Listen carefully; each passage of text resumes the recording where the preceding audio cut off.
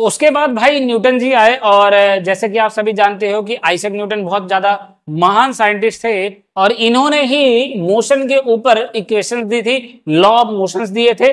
देखिए कैसे सबसे पहले कहा गया कि न्यूटन ने स्टडी करा अपने किसके, गैलीलियो के आइडियाज पे, जो अभी हमने पहले वाला टॉपिक पढ़ा था गैलीलियो का, उनके आइडियाज पे एक्सपेरिमेंट करे, ठीक है, उनके आइडियाज को लिए, और पढ़ने के बाद उन्होंने 3 नियम निकाले जिसका नाम क्या रखा, 3 लॉज ऑफ मोशन, या फिर न्यूटन्स लॉ ऑफ मोशन। और उन्हीं का क्या नाम रख दिया आगे चल के भाई, न्यूटन्स लॉ ऑफ मोशन, या फिर इसको एक और नाम से जानते हैं कि 3 लॉज ऑफ मोशन। मोशन के कितने नियम, 3 नियम बच्चों। तो जिसमें से अगर मैं पहले नियम की बात करूं तो पहले नियम का नाम ही सिर्फ क्या है, Newton's first law of motion, या फिर इसको एक और नाम से जाना जाता है, वो होता है लॉज ऑफ इनर्शिया। क्या है, laws of inertia.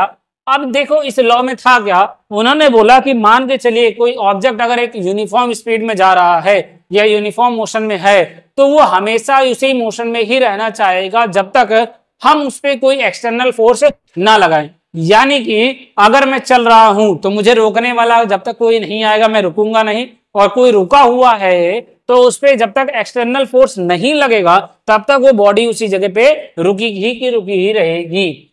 That means कि कोई भी स्टेट है वो रेस्ट पे रहे, अगर यूनिफॉर्म मोशन में रहे, किसी में भी रहे, जब तक हम उसके ऊपर कोई और फोर्स नहीं लगाएंगे एक्सटर्नल अनबैलेंस फोर्स, तब तक नो चेंज होगा। क्या होगा बच्चों, नो चेंज होगा, कोई भी चेंज नहीं होगा।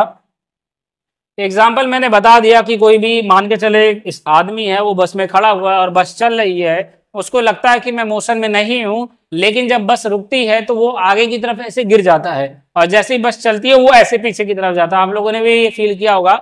ऐसा इसलिए होता है क्योंकि जब मान के चलो बस है और बस चल रही है तो बस क्या है, मोशन में, हमारी बॉडी बस के अंदर है, दैट मीन्स वो भी क्या है, मोशन में है, और अचानक से ब्रेक लग जाता है, एक्सटर्नल फोर्स लग जाता है, लेकिन हमारी बॉडी पे नहीं लग पाता। कारण क्या है, इसी वजह से जो हमारा बॉडी है वो और आगे तक चला जाता है, मोशन में ही रहना चाहता है। तो जो ऑब्जेक्ट मोशन में है वो मोशन में ही रहेगा। ये इनका फर्स्ट लॉ ऑफ मोशन था।